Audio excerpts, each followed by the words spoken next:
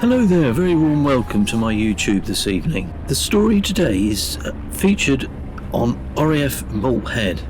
It's the 27th of September, and from the operations record book, a P38 Lightning of the United States Army Airforce was in trouble. It landed, but the undercarriage collapsed, and the pilot was a Lieutenant Chapman. Now, the aircraft stayed until the 20th of October, believe it or not, and then it was test flown and everything was found satisfactory, and the aircraft departed back to its base at RAF Mount Farm. Now, this got me interested in the P38 Lightning. They developed several variations. They were all twin-engined, extremely powerful, and they could pack a punch. But these ones that we're focusing on today were noted for the fact that they could carry out reconnaissance work very, very effectively. Surveillance is key in any battle, and many P38s were converted to camera-equipped F4s and F5s, and they were affectionately called Photo Joe for this purpose. The F5G carried 5 powerful aerial cameras which could take pictures vertically and obliquely. What they didn't have, however, were guns. Photo reconnaissance pilots were unarmed and alone. These planes were much faster than their fellow P38s because they had no heavy armament, ammunition or ordnance. Photo reconnaissance P38s were used in critical missions for photographing troop movements, airfields and potential targets, or most importantly, bomb damage assessment. Early photo reconnaissance P38s were painted blue to better camouflage them, but the paint was later discontinued because it added weight to the aircraft. The plane carried no armament. It is under orders to avoid combat. Trips taken by these pilots preceded visits by other fully armed planes on combat missions. The F4 was the first version of the unarmed Lightning, and the F5 was an extension of that design. The F5 carried from 3 to 5 precision cameras in the nose which could be operated by remote control from the cockpit. One of the more well-known P38 photo reconnaissance pilots wasn't even American. It was a man named Antoine de Saint-Exupéry, a French aviator and author of the much-beloved children's book titled Little Prince. Much mystery surrounds his final reconnaissance mission, where he just disappeared in his P38. The mystery remained until 2004, when the remains of Saint-Exupéry's plane were recovered and confirmed to be his. But this is for film for another day. Photo reconnaissance pilots were affectionately called Photo Joes. Many people have said that photo reconnaissance pilots did everything the combat pilots did, but they did it without guns, other than the 45 pistol they carried in the cockpit. Speed and altitude were the only protection the Photo Joes had. They were tasked with flying into enemy territory without guns. They had to participate in dogfights without guns, basically by evading enemy aircraft who had spotted them. They were valued for pre-strike intelligence gathering and post-strike damage assessment. Because it has no armament, the F5 was much lighter and therefore faster than the standard P38. A definite plus in the unfriendly skies over the enemy territory. Problems with the F5. The 15 missions I flew in them, flying at altitude, the aircraft didn't handle as well as it should. We were having a lot of problems with them, with engine troubles. The turbo supercharger regulator in the cold of Europe, it would freeze, which could blow up your turbo supercharger. So twice I got down to one engine on 2 missions.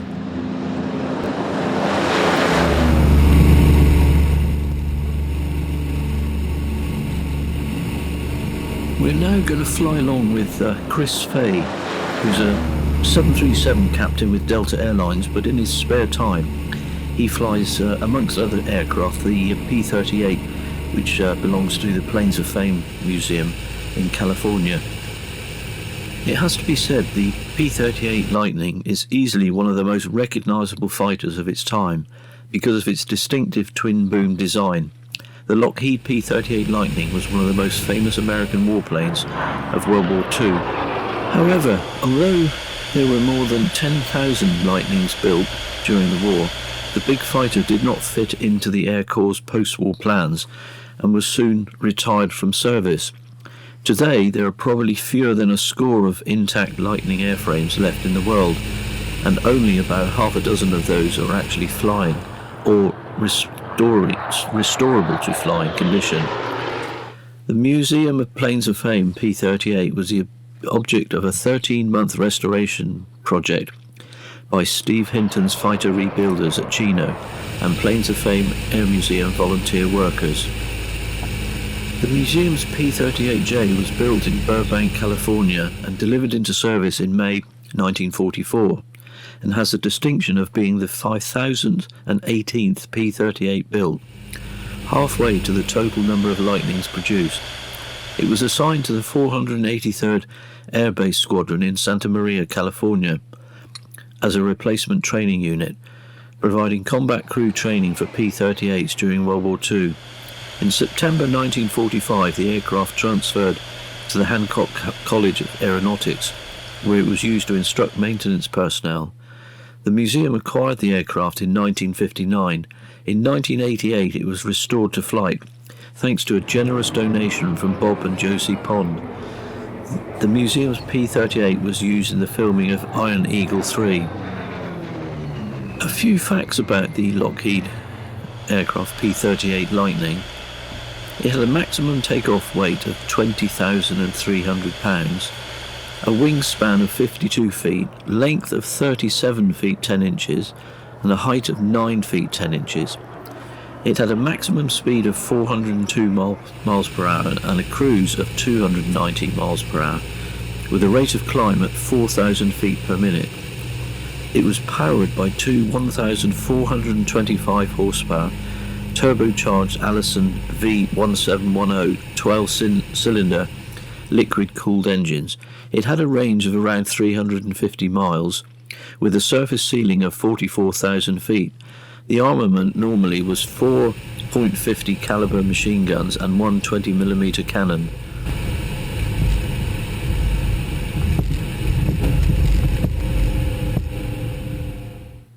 We're going to return back to RAF Mount Farm and listen to Lieutenant John S. Blythe, who was serving with the United States Army Airforce, 14th Photographic Reconnaissance Unit. And he will detail his flight in a Supermarine Spitfire when he was doing an air reconnaissance flight over Berlin. It's fairly rare footage and very, very interesting to listen to.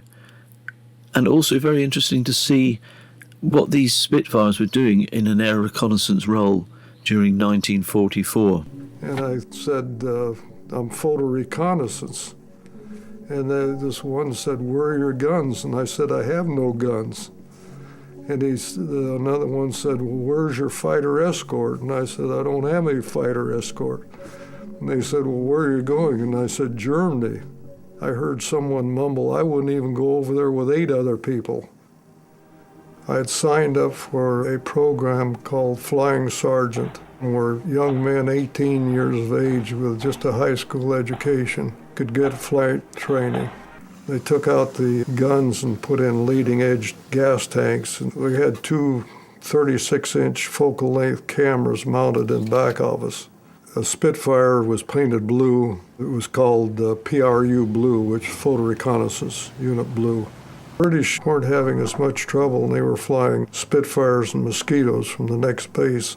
I'd really wanted to fly a Spitfire ever since I was in high school. When I was in high school, it was the Battle of Britain, and that's when the Spitfire was the rage. I'd read about them ever since it was first developed. General Eaker and Air Marshal Peck played bridge together, and they decided that we should get Spitfires. The range on the Spitfire was as good or better than the F5. You had better roll rate, you had better rate of climb. We didn't need any special training. I just started flying it. The Mark 11 that we had was a conversion from the Mark 9 that was the main British fighter at the time. They took out the guns and put in leading-edge gas tanks. And we had two 36-inch focal-length cameras mounted in back of us. A Spitfire was painted blue. It was called PRU Blue, which is Photo Reconnaissance Unit Blue. And that was supposed to blend in better with the sky. I always flew unarmed and alone. Photographing the target, I'd come to the right of it, pull the nose around until I'd level out, and then I'd turn on the cameras and make a run across the target. And I'd usually make 3 or 4 runs across one target. If I was going to a certain target, I'd play like I was going by it, and if you went by the target, came around in back of them, a lot of times they wouldn't even fire at you. But I went all the way down the Ruhr, and they fired at me all the way down. I had them popping off my wings and everything else. All you do is just keep flying, keep your heading, and try to ignore it. When it bursts, it's just a dirty black ball going off. People say, well, I saw 16 rounds or something. I don't know how you can tell that you saw 16 rounds. In fact, you're paying attention to something that you should be thinking about something else instead of counting shells, because when you're making a mapping run, you just keep flying. We had a Williamson printer that would print thousands of them in no time at all, because we took 5 million pictures, just our outfit. I figured that my dance card wasn't filled until I went to Berlin. I took off and it was beautiful. Immediately I got over the North Sea and I started climbing about 30,000 feet. And I had 8 targets in Berlin. And so I started taking pictures, and I noticed that one camera, the light wasn't working on it, and I didn't know whether the camera was out or whether it was actually working, so I figured I had to make another run to make sure that I got the targets. So I made about 3 or 4 runs over each target, which took quite a while. I think I figured it was half an hour over Berlin. I could see fires burning everywhere because the B-17s had raided just before I got there.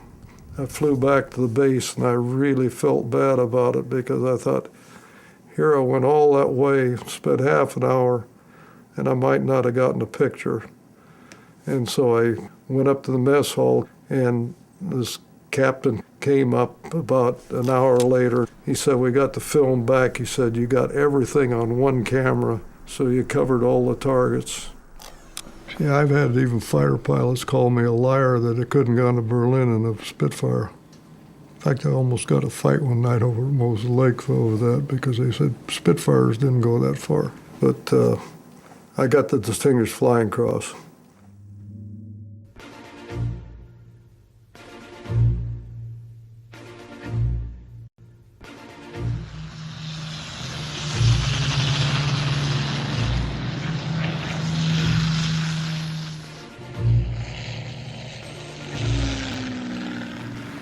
I really hope you found it of some interest.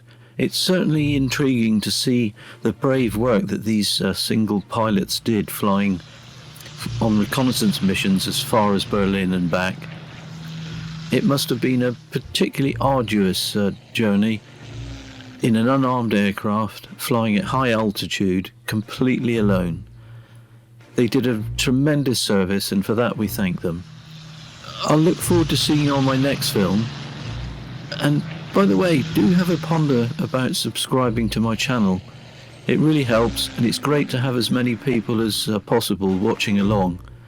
And I thank you for watching this far. All the very best for now. Cheers.